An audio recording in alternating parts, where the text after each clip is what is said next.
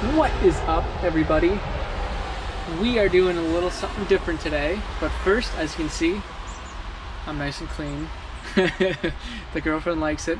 Anyways, so what we're doing today is we're going to be changing the rear differential fluid on this beautiful Dodge Ram 1500. It is a 2017. Super straightforward, and let's get to it. So honestly, guys, the first thing you want to do when you're doing any kind of differential transmission fluid swap, you want to get it nice and hot.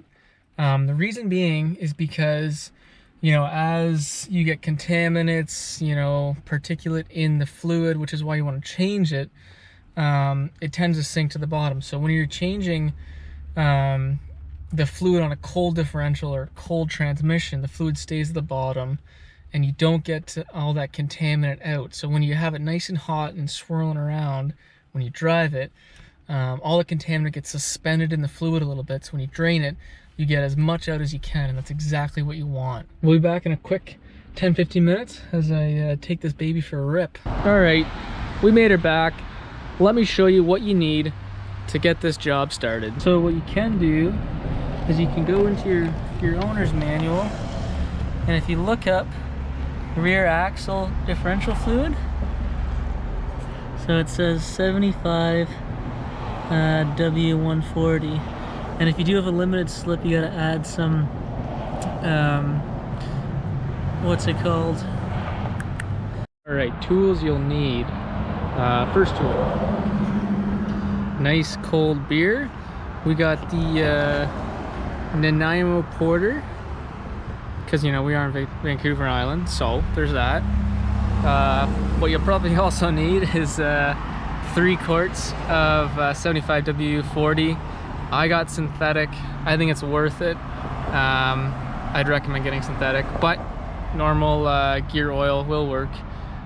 You got your 14 mil hex socket here to pop the bottom drain plug out, and then you need your ratchet. I got my old strap-on ratchet there. Gouged me probably for 300. Still probably paying that baby off, but I do like the snap-on ratchets. They are good. The next step is to get into the truck and maybe get your hands a little dirty. Let's go. All right, we're under this bad beauty. First things first, that's the fill plug there. Just take that out. It's a rubber plug. Grab a screwdriver. If you got some mean hands, just rip it out with your fingers. Should come out super easy. So next, what you want to do is there's a hex plug right there, and it's a 14 millimeter hex. So you want to pull that off. Like I said, you got your 14 millimeter hex plug right there. So just give her a little turn.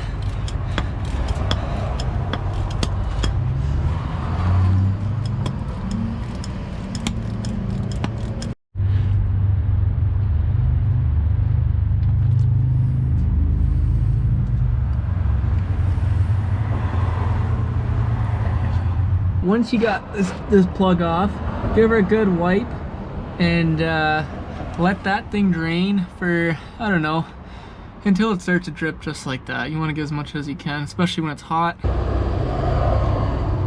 Fire her back in there.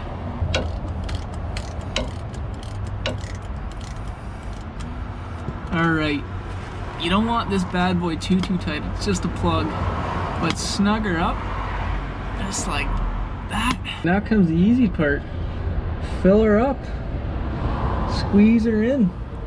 Like any differential drain plug or fill plug or transmission fill plug, what you want is you want that fluid level with the bottom of the hole, so just barely coming out. So it's totally okay to overfill her. Just let her drain until she's just dribbling out of there.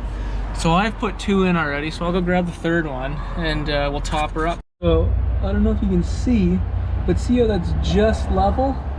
That's exactly what you want. Then once you're done, you just pop that baby back in. What you can do is you can grab some brake clean and wipe all that down, and then you can come back in maybe a couple days and just make sure that nothing's leaking, especially from the bottom plug down here. If you guys found that video helpful, I will be doing stuff like that in the future.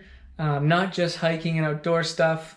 That is my truck, so I will have to maintain it and do whatever I need to do to it. So I might as well take you guys along for the ride. I do work at a heavy-duty truck shop. That's what I do for a living.